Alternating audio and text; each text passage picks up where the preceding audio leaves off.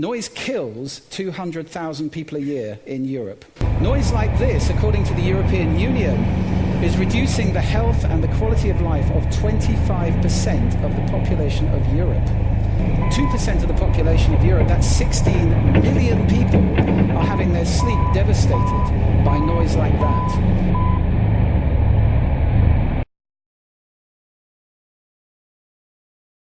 Noise is defined quite simply as any unwanted sound. As well as being an irritation, excessive noise can also harm human health and interferes with people's daily activities, be that at school, at work, at home, or during one's leisure time. Where noise goes on to disturb sleep, it may also cause cardiovascular and psychophysiological effects.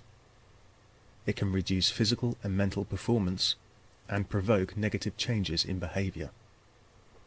In particular, children's long-term health and academic achievement can also suffer at the hands of excess noise. Different groups are more or less vulnerable to noise pollution. The very young, old, or people already suffering from poor health are most likely to suffer from the effects of any short-term exposure to noise. Prolonged exposure to noise can have a detrimental effect on anyone though, regardless of their circumstances.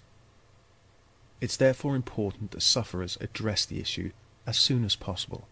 Is sleep deprivation a problem? Well, of course it is.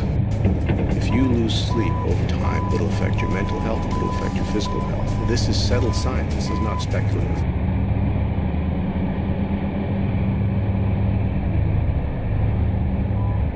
Noise is causing people to get annoyed and maybe getting sleep disturbances, and it is known that both annoyance, chronic annoyance, and sleep disturbances can affect the stress hormone levels.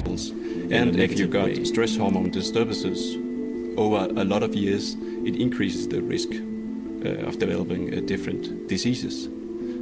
For instance, diabetes, hypertension, maybe ischemic heart disease, and maybe even depression. It's the basics of the most rudimentary medical education that sleep is a vital component of maintaining health. If you lose sleep over a protracted period of time, it will affect essentially every body system. It'll affect your mental health, it'll affect your physical health, including, in the case of cardiovascular disease and diabetes and so on, early mortality. This is settled science, this is not speculative. And all of this can derive from chronic sleep disturbance. When stress is chronic, the body pumps out cortisol and adrenaline.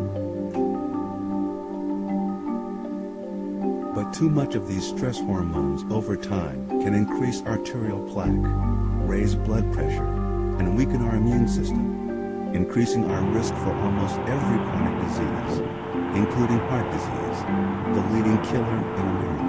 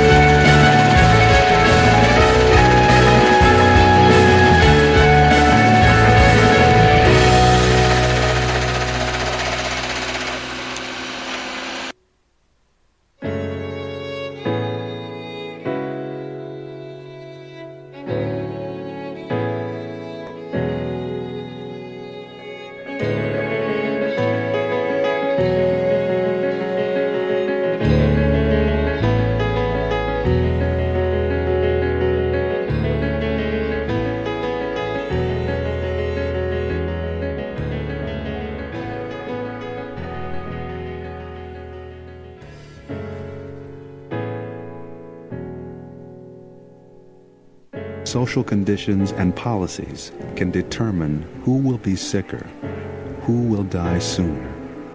When you're kept awake one night, okay. You're kept awake 2 nights, okay. Then it's 1 week. That tells its toll. There are ways in which our society is organized that are bad for our health. And there's no doubt that we could reconfigure ourselves in ways that would benefit our health.